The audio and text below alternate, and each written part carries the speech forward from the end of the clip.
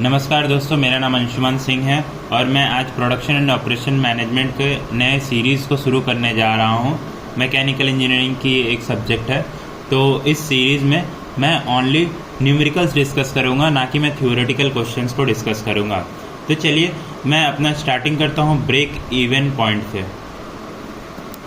हाँ, तो दोस्तों जैसे कि मेरा पहला टॉपिक है ब्रेक इवन एनालिसिस, तो लिख देता हूँ ब्रेक इवन एनालिसिस।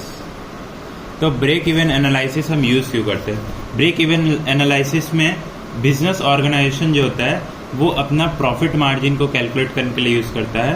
और मतलब बोल सकते हैं, देखिए इसमें हम 3 कॉस्ट के बारे में डिस्कस करेंगे। पहला है फिक्स कॉस्ट, वेरिएबल कॉस्ट और टोटल कॉस्ट। तो लिख देता हूँ मैं।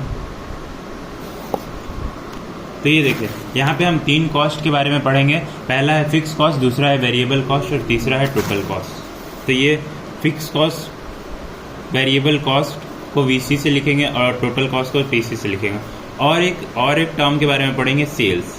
तो हम पढ़ेंगे कि इसका मतलब क्या होता है। देखिए जैसे कि ब्रेक इवन एनालिसिस होता है बिजनेस ऑर्गेनाइजेशन का manufacturing product. There are three cost, fix cost, variable cost, total cost. तो फिक्स कॉस्ट होता है it is always a constant irrespective of the production value. जैसे कि आप कोई भी मशीन खरीदते हैं, मशीनरी खरीदते हैं, तो वो जो मशीन अगर आप खरीद लेंगे तो उसका हो जाएगा आपका फिक्स कॉस्ट के अंदर आ जाएगा, क्योंकि इसमें आपको बार बार मतलब खर्च नहीं करना पड़ता है, बस एक बार आपको एक फिक्स कॉस्ट खर्च करना पड़ता है। और वेरिएबल कॉस्ट, जैसे कि आप कोई भी चीज़ मैन्युफैक्चर कर रहे हैं तो उसको मैन्युफैक्चर करने के लिए रॉ मटेरियल्स का कॉस्ट लगेगा और मशीन का मेंटेनेंस कॉस्ट लगेगा, तो वो सारा आता है वेरिएबल कॉस्ट। मतलब आप पर प्रोडक्शन कितना आप मतलब आपका कॉस्ट जा रहा है। कॉस्ट मतलब नेगेटिव फैक्टर होता है, ठीक है। एक्चुअली में हमें सेल्स से ही प्रॉफिट होता है, ठीक है। टोटल कॉस्ट होता है variable cost plus fix cost. Fix cost और वेरिएबल कॉस्ट को अगर हम लोग प्लस कर दें तो टोटल कॉस्ट बाहर आ जाता है, ठीक है। तो देखिए दोस्तों, जैसे कि आप ग्राफ देख पा रहे हैं, यहाँ पे कॉस्ट का ग्राफ है और यहाँ पे ब्रेक इवन पॉइंट नहीं, यहाँ पे सॉरी प्रोडक्शन वॉल्यूम है और यहाँ पे कॉस्ट है। अब यहाँ पे आप देख सकते हैं फिक्स कॉस्ट जो है वो कांस्टेंट है, क्योंकि फिक्स कॉस्ट आपने एक बार मशीन खरीद लिया, बस यहाँ पे फिक्स कॉस्ट खत्म हो गया। ब्रेक इवन एनालिसिस में यहाँ पे देखिए यहाँ पे ये जो कॉस्ट है ये वेरिएबल कॉस्ट का लाइन है, वीसी लाइन है, ठीक है। और ये जो लाइन है ये टोटल कॉस्ट है, जो कि पैरेलल होता है वेरिएबल कॉस्ट का। अब देखिए टोटल कॉस्ट होता है fix cost plus variable cost. तो यहाँ पे 0 है, मान लीजिए यहाँ पे 20 है, तो अब यहाँ पे 0 + 20 हो जाएगा। तो ये ऐसे पैरेलल ही जाएगा। जैसे यहाँ से जितना इंक्रीमेंट हो रहा है वहाँ भी इतना ही इंक्रीमेंट होगा और फिक्स कॉस्ट प्लस ऐड रहेगा। फिक्स कॉस्ट कांस्टेंट है, कांस्टेंट, और तो ये दोनों लाइन पैरेलल है। टोटल कॉस्ट और वेरिएबल कॉस्ट का लाइन हमेशा पैरेलल रहता है। और एक सेल्स का लाइन रहता है। सेल्स जो होता है, सेल्स जैसे कि आपका कोई भी खरीदारी होता है तो उसको सेल्स बोलते हैं। जैसे कि आपने बना लिया है 5 प्रोडक्ट और 5 प्रोडक्ट बिक गया तो वो हो गया सेल्स। तो देखिए जैसे कि आप प्रोडक्शन जितना करते जाएंगे उतना आप सेल्स पे भी फोकस करेंगे, क्योंकि आपको एट द एंड आपको प्रोडक्ट बेचना ही है, इसीलिए आप प्रोडक्ट को मैन्युफैक्चर कर रहे हैं। तो देखिए जैसे कि यहाँ पे आपने सेल्स पहले शुरुआत से धीरे धीरे आपने किया। सेल्स जैसे आपका वेरिएबल कॉस्ट आपका 2 रुपये लगता है, 2 रुपया कोई चीज़ को बनाने में लगता है, तो सेल्स आप वो प्रोडक्ट को 5 रुपये में बेचेंगे, ठीक है। तो इसलिए वेरिएबल मतलब सेल्स का जो प्राइस होता है वो हमेशा वेरिएबल कॉस्ट से ऊपर रहता है। तो ये एक समय आता है जब वेरिएबल कॉस्ट सेल्स और टोटल कॉस्ट इंटरसेक्ट हो जाता है, और इस पॉइंट को बोलते हैं break even point. Break even point वो पॉइंट होता है जहाँ पे कोई प्रॉफिट नहीं होता, ना कोई लॉस होता, ना कोई गेन होता, ना कोई लॉस होता है, ठीक है। तो हम देखते हैं ब्रेक इवन पॉइंट हम निकालेंगे कैसे। तो देखिए दोस्तों, जैसे कि ब्रेक इवन पॉइंट हमको निकालना है तो कैसे निकालेंगे। हम लोग जानते हैं कि टोटल कॉस्ट जो होता है वो VC प्लस FC होता है। जब ब्रेक इवन पॉइंट आता है तो आपको मालूम है कि टोटल कॉस्ट और सेल्स इंटरसेक्ट करता है। टोटल कॉस्ट और सेल्स इंटरसेक्ट करता है मतलब देखिए यहाँ पे प्रोडक्शन वॉल्यूम और कॉस्ट दोनों इक्वल हो जा रहा है, सेल्स के लिए भी इक्वल, टोटल कॉस्ट के लिए भी इक्वल। तो हम लोग लिख सकते हैं कि सेल्स और टोटल कॉस्ट इक्वल हो जाएगा, sales is equal to total cost हो जाएगा। और सेल्स सेल्स देखिए, जैसे मान लीजिए आपने 2 रुपया आपको लगता है बनाने में, 5 रुपया का आपने बेच दिया, ये आपका सेल्स पर यूनिट है। ठीक है, 1 यूनिट बेचने में आपको 5 रुपया लगता है, वेरिएबल कॉस्ट 1 यूनिट आपको बनाने में 2 रुपया लगता है। तो टोटल वेरिएबल कॉस्ट आपका 100, मान लीजिए 100 प्रोडक्शन करते हैं तो 200 रुपया हो जाएगा, और टोटल आपका ये 100 बेच देंगे तो आपको 500। एटलीस्ट आप जो प्रोडक्ट बना रहे हो वो बेचने के लिए बना रहे हैं, तो यहाँ पे 500 रुपया हो जाएगा। तो देखिए इन दोनों का मार्जिन 300 का आ रहा है, तो हमेशा सेल्स आपका हाई ही रहता है। तो सेल्स जो हो जाएगा वो टोटल कॉस्ट के बराबर हो जाएगा, और ये सेल्स है, सेल्स पर यूनिट नहीं है। सेल्स पर यूनिट 5 होगा, टोटल सेल्स ये होगा, ये सेल्स पर यूनिट है और ये है टोटल सेल्स। ठीक है, तो दोस्तों यहाँ पे देख ले रहे हैं, तो सेल्स जब टोटल कॉस्ट के बराबर होगा, मतलब मान लीजिए सेल्स x यूनिट का, मतलब ये s जो है ये सेल्स पर यूनिट है, इसको x से मल्टीप्लाई करेंगे और टोटल कॉस्ट हो जाएगा fix cost plus variable cost. Variable cost जो है, वेरिएबल कॉस्ट को भी हम लोग वेरिएबल कॉस्ट पर यूनिट लिख सकते हैं, जैसे कि 2 रुपया पर यूनिट इंटू x लिख सकते हैं। ये s इंटू x, जितना हम लोग बना रहे हैं वो हम लोग बेचने के लिए बना रहे हैं, तो ये दोनों सेम रहेगा। तो s into X minus V into X is equal to F C, और ये x जो है वो ब्रेक इवन पॉइंट है, क्योंकि इतना ही प्रोडक्शन में हमारा सेल्स और टोटल कॉस्ट इक्वल हो जा रहा है। तो हम लोग x को कॉमन ले लेंगे, s माइनस वी हो जाएगा डिवाइडेड बाई एफ सी, तो x हो जाएगा F C divided by s minus V. तो देखिए यहाँ पे दोस्तों x जो है वो ब्रेक इवन पॉइंट है, और ये हो जाएगा fix cost divided by sales per unit volume, और ये वेरिएबल कॉस्ट पर यूनिट, ये आपका ब्रेक इवन पॉइंट का फॉर्मूला आ गया। ठीक है, समझ गया आप ये। अब आगे चलते हैं। तो देखिए यहाँ पे एक क्वेश्चन मैं डिस्कस करने जा रहा हूँ। क्वेश्चन आपको दिख रहा होगा, अच्छा से थोड़ा एडजस्ट कर लीजिएगा। ठीक है, मैं क्वेश्चन रीड भी कर दे रहा हूँ। देखो लिखा है, अ मैन्युफैक्चरर ऑफ मोटरसाइकिल, मतलब एक मोटरसाइकिल का मैन्युफैक्चरर है, buys gear box at ₹240 each, मतलब एक गियर बॉक्स को बाई किया है जो कि 240 रुपये का है। In the case it makes it himself. The fixed and the variable cost would be 3 lakh, मतलब फिक्स कॉस्ट उसका है 3 लाख और वेरिएबल कॉस्ट है 90 रुपया पर यूनिट। यहाँ पे वेरिएबल कॉस्ट पर यूनिट में दिया है, और यहाँ पे respectively should the manufacture make और buy the gear if there is a demand of 2500 gear boxes. तो दोस्तों ये क्वेश्चन आप लिख सकते हैं। यहाँ पे देखिए गिवन क्या क्या डेटा दिया है। A manufacture of a motorcycle buys a gear box of 240 rupees each, मतलब 240 रुपये में उसका सेल्स पर यूनिट होता है। मतलब अगर उसको एक खरीदना है, एक गियर बॉक्स खरीदना है तो उसको 240 रुपये लगेगा। In the case of make it himself, मतलब अगर वो खुद से बनाएगा तो उसको फिक्स कॉस्ट 3 लाख रुपये लगेगा, 90 रुपये पर यूनिट इसका वेरिएबल कॉस्ट हो जाएगा।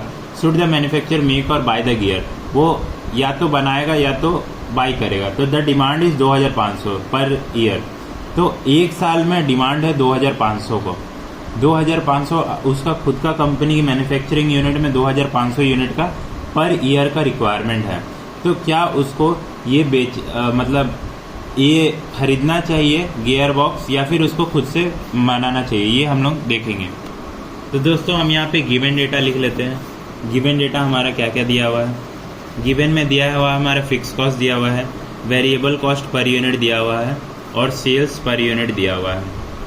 ठीक है, लिख लेते हैं। और डिमांड भी दिया हुआ है, डिमांड भी लिख लेंगे। तो चलिए देखते हैं। तो दोस्तों मैंने गिवन डेटा लिख लिया। फिक्स कॉस्ट हमारा 3 लाख रुपये था गियर बॉक्स का, और वेरिएबल कॉस्ट 90 रुपीज़ पर यूनिट है।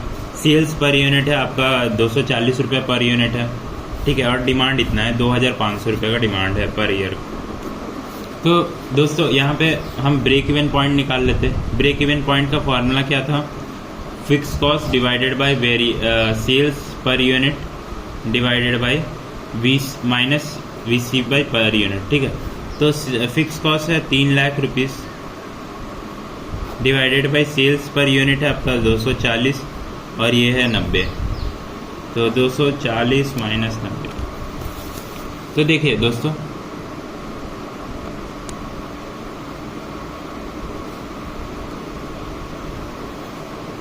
दिख रहा होगा आपको कैलकुलेटर। तो यहाँ पे हम ये निकालने वाले थे 3 लाख डिवाइडेड बाय 240 माइनस 90।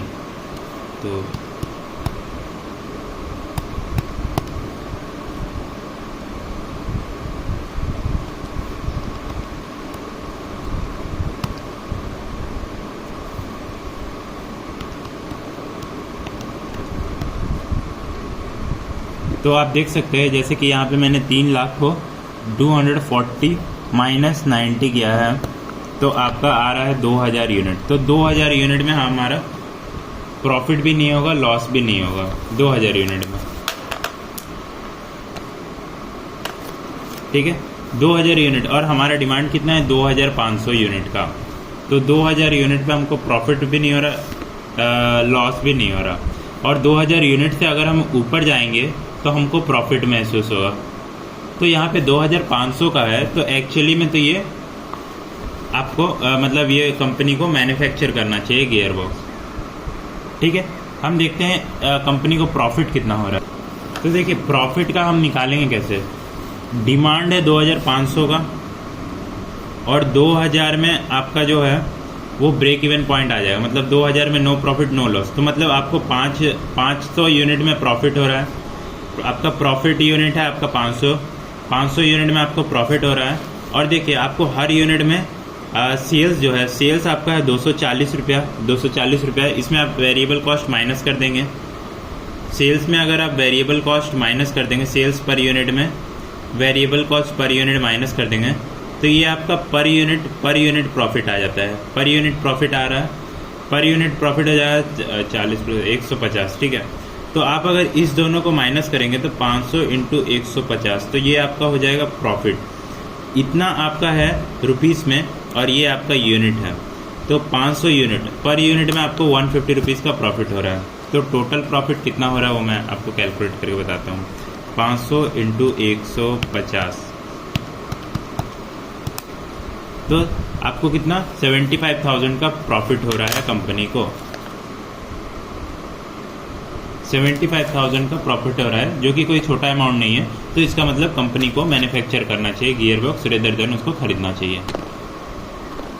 देखिए सेकेंड क्वेश्चन मैं डिस्कस करने जा रहा हूँ। There are 3 alternatives available at to meet the demand of a particular product. मतलब कोई प्रोडक्ट का डिमांड को पर्टिकुलर 3 प्रोसेस दिया गया है, प्रोसेस ए, प्रोसेस बी, और या तो तुम बाई प्रोडक्ट कर दो, मतलब प्रोडक्ट को बाई कर दो। मैन्युफैक्चरिंग करने से बेहतर है बाई कर दो।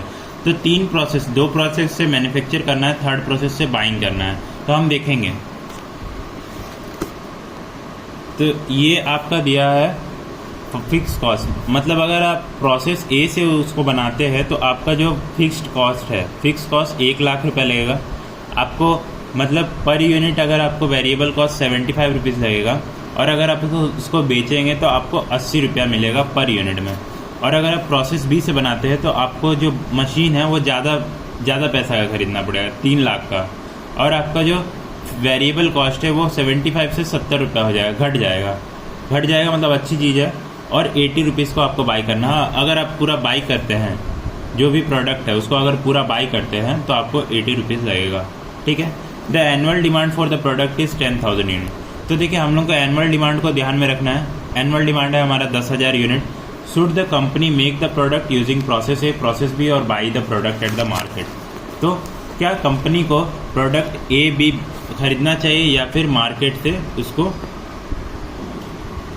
हाँ, तो जैसे कि दोस्त मैं आपको बता रहा था, क्या कंपनी को प्रोसेस ए से प्रोडक्ट को मैन्युफैक्चर करना चाहिए या प्रोसेस बी से, या फिर उसको मार्केट से बाई कर देना चाहिए। ये हम पहला क्वेश्चन में निकालेंगे। दूसरा क्वेश्चन में क्या बोला है, at what annual volume should the company from buying to making by using product A. मतलब कितना एनुअल वॉल्यूम होगा कंपनी का, मतलब वॉल्यूम मतलब कितना प्रोडक्ट बनाएंगे। जैसे आपको 10 चप्पल बनाना है या फिर 10 जूते बनाना है, तो 10 जो हो जाएगा वो आपका वॉल्यूम होता है, प्रोडक्शन वॉल्यूम होता है। ठीक है, which from buying to making the product by using process A. At what annual volume should the company switch from process A to process B. ये सारा हम देखेंगे। तो पहले हम यहाँ पे डायग्राम बनाते थे। तो दोस्तों जैसे कि आप देख सकते हैं, यहाँ पे मैंने डायग्राम बना दिया है ये क्वेश्चन का। ये हमारा ए है और ये हमारा बी है। ठीक है, ए का फिक्स कॉस्ट है 1 लाख रुपीज़, बी का फिक्स कॉस्ट है 3 लाख रुपीज़। ए का fix cost plus variable cost add होके टोटल कॉस्ट बन जाएगा, और बी का फिक्स कॉस्ट और वेरिएबल कॉस्ट होके फिक्स कॉस्ट बन जाएगा, टोटल कॉस्ट बन जाएगा। तो देखिए ये जो लाइन है ये बी का लाइन और ये बी का लाइन ये पैरेलल है, ये ए का लाइन और ये ए का लाइन ये भी पैरेलल है, ठीक है। और ये जो सेल्स है, सेल्स 0 से स्टार्ट होगा, सेल्स आपको क्वांटिटी के बेसिस पे बाई करना होगा। तो ये बाइंग का ऑप्शन है और ये सारा। तो ब्रेक इवन पॉइंट 2 जगह आएगा, एक ये आएगा और एक ये आएगा। जब टोटल कॉस्ट और सेल्स इक्वल हो जाता है तब ब्रेक इवन पॉइंट आता है। तो हम देखते हैं कि इसमें कितना कॉस्ट लग रहा है ए का प्रोसेस में और बी का प्रोसेस में। तो ये डायग्राम जैसे कि आप समझ गए होंगे। तो जैसे कि आप इस क्वेश्चन में देख सकते हैं, फिक्स कॉस्ट है 1 लाख रुपया, प्रोसेस ए का हम कर रहे हैं।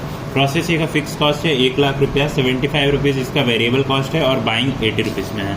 तो देखिए यहाँ पे डिमांड आपका 10,000 का है, तो टोटल कॉस्ट ऑफ ए कितना हो जाएगा।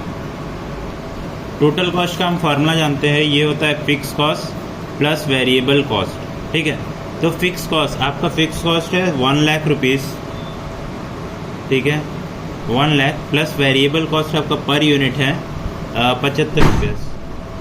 तो 75 इंटू आपको लगेगा 10,000 का डिमांड है, ये आपका आ जाएगा। 1 लाख रुपये से आपका फिक्स कॉस्ट है और 75 आपका है वेरिएबल कॉस्ट और 10,000 आपका डिमांड है। तो इसका देख लेंगे हम कितना आएगा, 10 to the power of 5 plus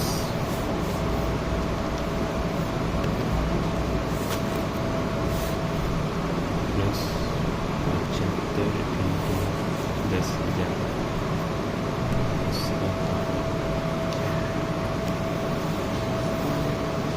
तो ये आपका आ गया 8,50,000।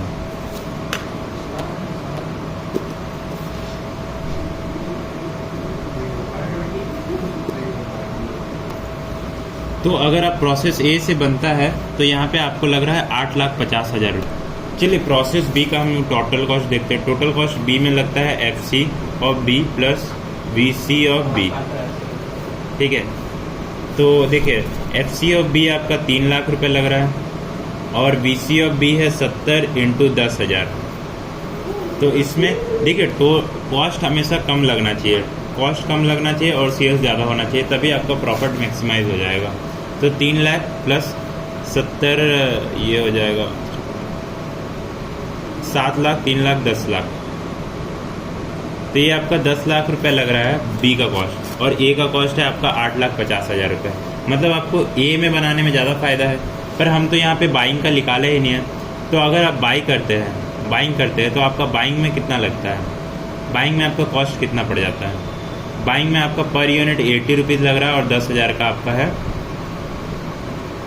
10,000 आपको यूनिट डिमांड है। तो ये आपका 80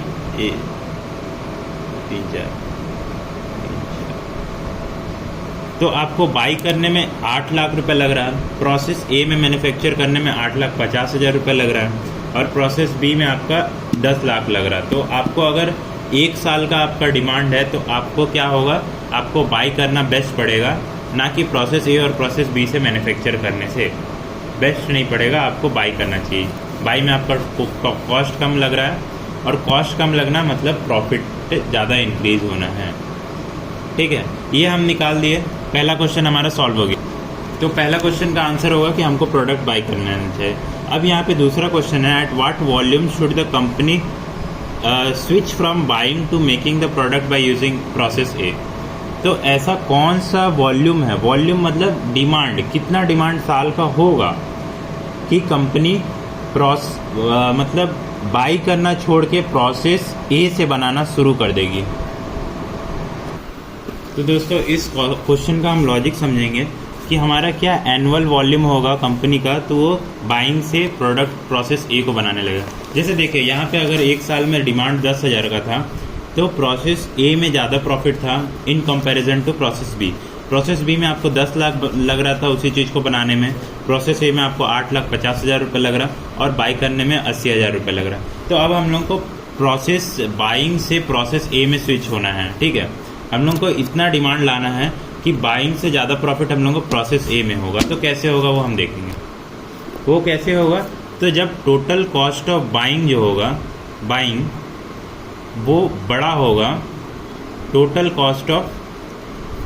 कॉस्ट ऑफ ए।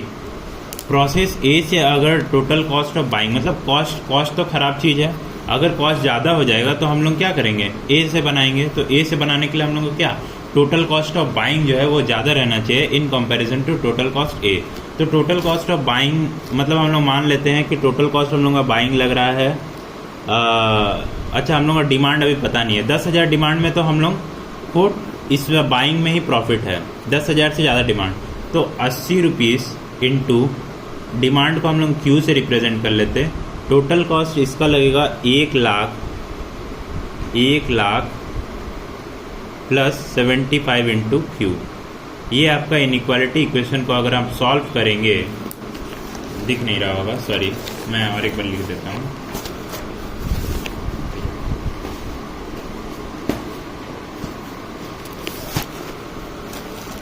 देखिए मैं और एक बार लिख देता हूँ। तो टोटल कॉस्ट ऑफ बाइंग जो है वो बड़ा होना चाहिए टोटल कॉस्ट ऑफ ए से। तो यहाँ पे आप देख सकते हैं क्वेश्चन में टोटल कॉस्ट ऑफ ए कैसे निकालेंगे। टोटल कॉस्ट ऑफ बाइंग हो जाएगा ये आपका 80 इंटू आपका यूनिट कितना, क्यू यूनिट, ठीक है, is greater than equal to 1 lakh. ये कॉस्ट ज़्यादा हो जाएगा, इसका मतलब क्या, हम लोग को ए प्रोसेस से बनाना ज़्यादा प्रॉफिटेबिलिटी रह जाएगा। 75 इंटू क्यू कर देंगे। दिख रहा होगा आपको, हाँ आप दिख रहा है और सही दिख रहा है, ठीक है। तो आपका 80 क्यू जो हो जाएगा वो बराबर हो जाएगा 1 लाख प्लस 75 क्यू से बराबर हो जाएगा, ठीक है। तो यहाँ पे देखिए, यहाँ पे अगर हम 75 क्यू को इस तरफ लेके आ जाते हैं, -75 क्यू, ठीक है, तो ये 10⁵ मतलब 1 लाख के बराबर होगा, ठीक है। 1 लाख के बराबर, तो ये हो जाएगा 5 क्यू जो कि 10⁵, ठीक है। अब यहाँ पे देखिए क्यू जो हो जाएगा वो 1 लाख डिवाइडेड बाय 5 हो जाएगा। क्यू जो होगा वो 1 लाख डिवाइडेड बाय 5, 5 2 जा 10, 0 0 0 0 4 0, ठीक है। तो देखिए अगर आपका क्यू जो है वो 20,000 के बराबर है, 20,000 के बराबर है, 20,000 के बराबर है, मतलब आपको बाइंग और ए प्रोसेस में कुछ प्रॉब्लम नहीं है। दोनों प्रोसेस में आपको नेट प्रॉफिट नेट लॉस कुछ नहीं होगा। आप या तो बाइंग कर सकते हैं या तो आप खरीद सकते हैं, ठीक है। वो प्रोडक्ट को आपको मैन्युफैक्चरिंग करना है तो ये कर सकते हैं। अगर आपका जो क्वांटिटी है वो 20,000 से ज़्यादा है, इसका मतलब आपको प्रोसेस ए से बनाना चाहिए आपको ये, ठीक है। तो प्रोसेस ए से आप बनाएंगे अगर क्वांटिटी 20,000 ज़्यादा है। तो हम ये निकाल लिए, यही हमारा बिट बी का क्वेश्चन का बिट बी था। अब हम लोग सी बिट करेंगे। सी बिट में क्या बोला है, at what annual volume should the company switch from process A to process B. अब हम लोगों को प्रोसेस ए से प्रोसेस बी में शिफ्ट करना है। देखिए जैसे कि 10,000 का जब डिमांड था तब हमारे प्रोसेस ए में 8,50,000 रुपये लग रहा था, प्रोसेस बी में 10 लाख लग रहा था।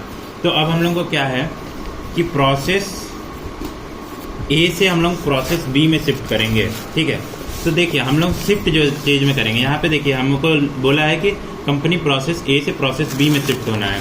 तो प्रोसेस बी में अगर हमको शिफ्ट होना है, इसका मतलब क्या है, प्रोसेस बी में अगर हम शिफ्ट होना चाह रहे हैं प्रोसेस बी में, तो प्रोसेस बी में हम लोग को शिफ्ट होने के लिए टोटल कॉस्ट किसका ज़्यादा होगा, ए का या बी का। तो देखिए टोटल कॉस्ट ए का ज़्यादा होना चाहिए, बी का कम होना चाहिए। बी का कम होगा तभी हम लोग बोल सकते हैं। तो टोटल कॉस्ट ऑफ बी जो है, टोटल कॉस्ट ऑफ ए जो है, टोटल कॉस्ट ऑफ ए जो हो रहा है टोटल कॉस्ट ऑफ बी से। देखिए इस केस में जो पहला वाला केस हम लिए थे तो टोटल कॉस्ट ए का आ रहा था 8,50,000 रुपया और इसका आ रहा था 10 लाख रुपया, ठीक है, 10 लाख रुपया आ रहा था। तो इसमें टोटल कॉस्ट बी ज़्यादा था, टोटल कॉस्ट बी ज़्यादा था और टोटल कॉस्ट ए कम था। अब टोटल कॉस्ट ए को हम बढ़ा देंगे तो हम लोगों को क्या फ़ायदा होगा, टोटल कॉस्ट बी में हम लोग को मैन्युफैक्चर करना फ़ायदा होगा। तो देखिए टोटल कॉस्ट ऑफ ए को हम लोग लेते हैं। टोटल कॉस्ट ऑफ ए हो जाएगा 1,00,000 रुपया प्लस 1,00,000 रुपया प्लस 75 इंटू क्यू,